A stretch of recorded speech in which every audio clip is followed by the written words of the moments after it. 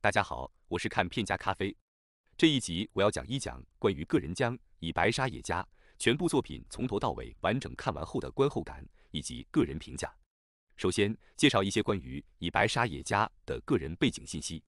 以白沙也加的日文名字念作欧托西楼沙亚卡，生日是2001年2月3日，职业生涯是从2020年到2021年，身高是169公分，三围是85、58、87，罩杯是 C cup。下面介绍关于以白沙也加的职业生涯。2020年，19岁的以白沙也加作为 AV 界新人正式出道。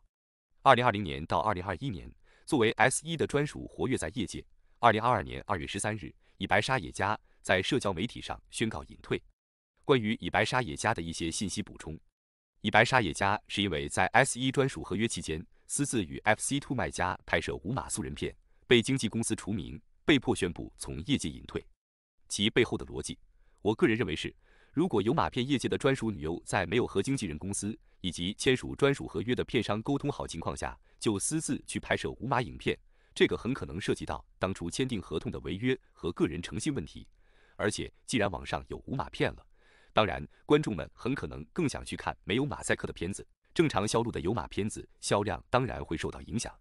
虽然以白沙也加去 FC2 拍素人无码片能够造福很多好奇的 LSP 们，但是从他的演员职业生涯来说，这绝对是毁灭性的打击。下面是我的观后报告。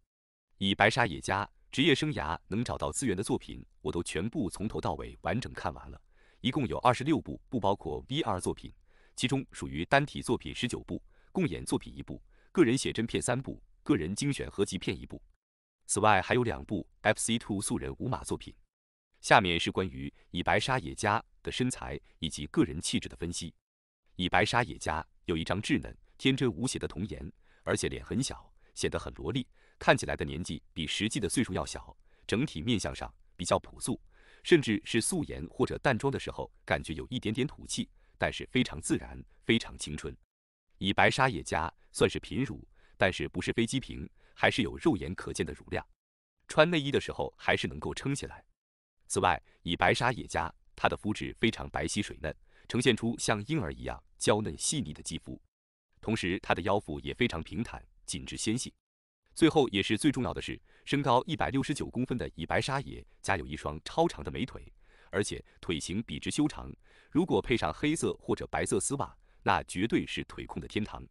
在气质上，个人认为以白沙也加的作品主要还是走少女的可爱路线，而且是那种带着一点点思春期少女娇羞的可爱。以白沙也加笑的时候会下意识捂嘴，非常有少女感。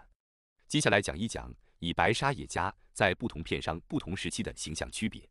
在 S1 的专属新人时期，以白沙也加主要是以清纯少女的形象为主，例如在 SSNI 779和813的美少女，到了后面也开始尝试不同的角色和场景，包括 SSNI 983的相簿屋 NTR、SSIS 123的精油按摩、SSIS 096的布伦温泉旅行、SSNI 973的女学生、SSNI 988的 JK 制服、SSIS 045的女儿的朋友。而在以白沙也加的 FC2 的2部无码影片中，以白沙也加的形象上稍微有一点风尘的感觉，比在 S1 的形象更成熟一些，但是整体状态还是嫩得出汁。接下来说一说和以白沙也加相似类型的女优，与以白沙也加同类型的女优，个人心目中的最佳选项当然是新有菜，或者说是桥本有菜。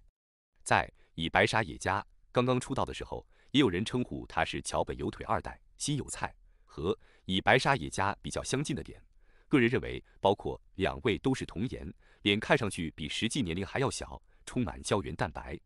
其次，2位女优的上围尺寸都相仿，都是 C 罩杯的贫乳女优。而在身高上，2位也比较相近。新有菜是166公分，以白沙也加稍微高一些，169公分。最后2位女优都有一双笔直修长的美腿，完全是腿控的福音。虽然当年以白沙也加也被戏称为桥本有腿2世，被认为是准备接班桥本有菜的2号机，但是很可惜的是，以白沙也加职业生涯意外报销，导致新有菜还要继续独自在业界扛起有腿家族的大旗。接下来讲一讲以白沙也加出演的共演片目前以白沙野加留存业界的共演片只有一部，也就是2021年2月19日发行的 SSIS 001，是由奎斯和以白沙野加共同出演的作品。由业界资深女优奎斯搭配在 S1才出道不久的新人以白沙野加，这一对的老少组合，我个人觉得蛮有意思的。一个是饱满的半球形巨乳的王道女优，一个是平胸的美少女，在荧幕前一起出现，感觉就像是荤素搭配，看起来就秀色可餐。最后关于以白沙野加的个人评分总结，个人对于以白沙野加的评分是9.8到9.7分之间，3个 S 的级别。理由是以白沙野加清纯可爱的童颜美少女，脸很小，看起来很像是萝莉，但是却拥有169公分的高挑个子以及超长笔直的美腿，这就有一种长腿萝莉的反差萌凸显出来。白皙的肌肤和苗条纤细的身材都是以白沙野加非常重要的加分项。对于妹控、足控以及喜欢可爱类型的观众，我比较推荐以白沙野加的作品。